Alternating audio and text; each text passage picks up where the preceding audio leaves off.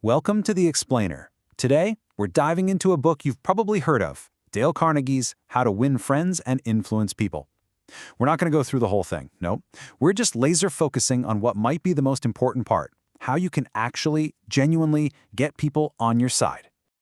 I mean, really think about that for a second. We've all been there, right?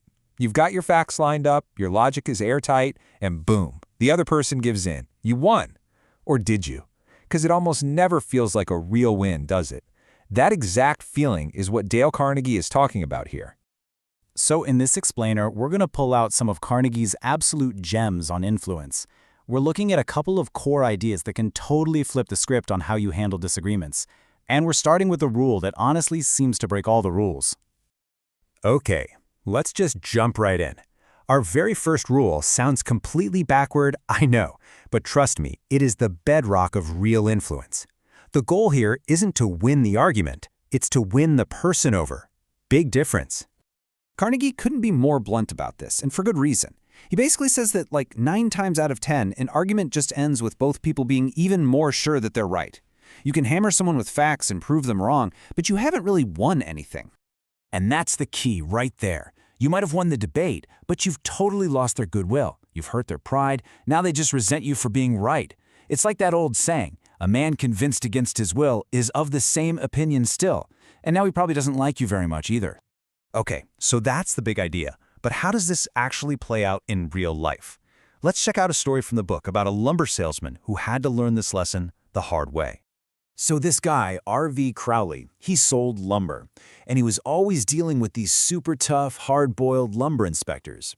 For years, his whole strategy was just to argue with them, telling them they were wrong, quoting all the rules, and you know what? He often won the arguments, but it was doing zero good for his business. He finally had this light bulb moment where he realized these inspectors were kind of like baseball umpires. Once they made a call, they were not going to change their minds. So, he completely flipped his script. He stopped fighting. Instead, he started agreeing with them, listening to them, and actually respecting what they had to say. He went from attack mode to team mode. And get this, here's the result.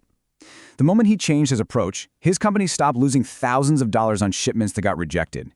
He figured out that keeping a good relationship was way more profitable than just being right. All right, so that leads us perfectly into our second rule, which is, a bit more subtle, a little more advanced. This is all about planting an idea in a way that lets it grow in someone else's mind, so they feel like they came up with it themselves. Carnegie calls this the ownership principle. His 7th principle is simple. Let the other person feel that the idea is his or hers. And man, that is such a powerful psychological truth. I mean, just think about it for yourself. Aren't you way more passionate about ideas you discover on your own versus ones that are just handed to you on a silver platter? Of course you are. When we feel like an idea is ours, we'll fight for it, we'll champion it. The trick is to stop shoving your ideas at people and start letting them discover them instead.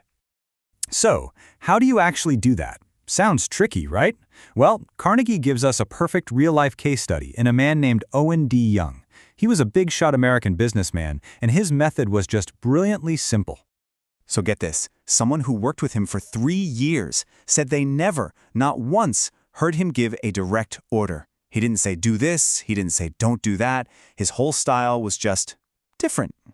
So instead of barking an order, he'd say something like this. You might consider this. It's so gentle, right? It's not a command you have to follow. It's an idea you can explore. It's an invitation to think along with him. Or he'd turn his statements into questions. This is just genius. It automatically shows that he values the other person's opinion. It brings them into the conversation and makes the decision feel like a collaboration. What a powerful question. Just imagine you're his assistant for a minute. With that one simple question, you're not just a secretary taking notes anymore. You're a collaborator. You're a valued partner. It gives you the chance to make the idea better. And when you do, it becomes partially your idea. So what's the bottom line here? What can you take away from all this and actually use? Well, we can boil all this wisdom down into a super simple 2-step playbook for winning people to your way of thinking. And there you have it, your playbook. And notice how step 1 perfectly sets up step 2.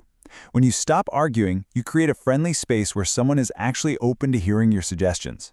Then you gently guide them with questions, and you let them have that aha moment of discovery. It's a killer 1-2 punch. And that just about wraps up this explainer. You've now got this amazing framework from one of the all-time masters of human relations. So the only real question left is, where are you going to use it first? At work? At home? With that one client who's always a challenge? Give it a shot. I think the results are going to surprise you.